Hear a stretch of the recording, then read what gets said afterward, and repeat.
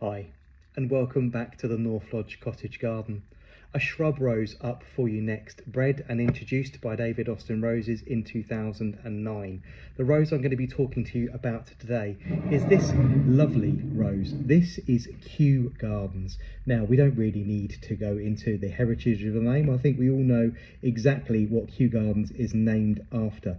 This is a shrub rose which is fantastic for pollinators. So if you are looking to encourage pollinators into your garden, and like me, you're really keen on growing roses, the two often don't go together. But Kew Gardens, along with the other introduction recently, Tottering by Gently, and an older adaptation, Buttercup, are really very good for pollinators because they have these really very simple, wide, open flowers which are fantastic for pollinators such as hoverflies and bees to actually land on. Now, Kew Gardens is a really very simple rose, and I don't mean to sound that in a disrespectful way, but it is a very simple, easy to look after rose which most people would be able to keep in their garden with no problems whatsoever. Part of David Austin's best range for best for health and best for flowering, this rose is as tough as old boots, and you could really neglect it in the garden and it will still perform really well for you. At its full size, it's reaching around 4 feet by 4 feet, so it's quite a substantial shrub rose, but is absolutely thorn free. There's virtually no thorns on it whatsoever, which makes it really very easy to handle.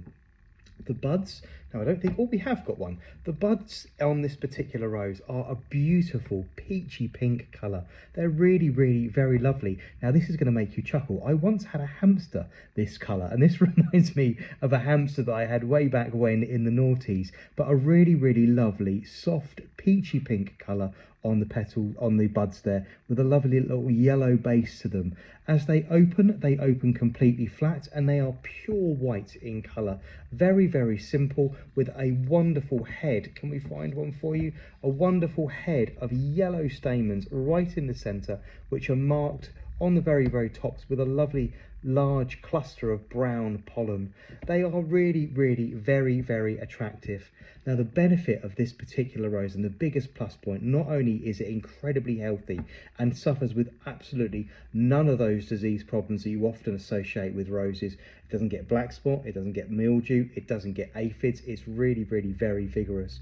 The repeat on this rose is absolutely unrivaled. I've had mine in the ground now for around 18 months, and last summer it flowered and flowered and flowered and flowered, and I can show you exactly what I mean by this other stem that I have in the jar just here. You can see this is the flower cluster which is being born at the moment, around 20 to 30 individual blooms all on that particular spray, and you can see the repeat is so strong that the repeat is already happening. It hasn't even flowered, it hasn't been dead-headed, but the repeat on the blooms is already coming. You can see this lovely new spur of flowers already heading to the sky. Now, the bush that I picked this off at home is covered in these, so it has around 30 heads like this on an 18-month-old plant, which means it's absolutely covered in blooms already, and 5 or 6 of them already have these nice new repeat spurs already coming off of them, ready to take the fray. When this little cluster of flowers is done and I deadhead this,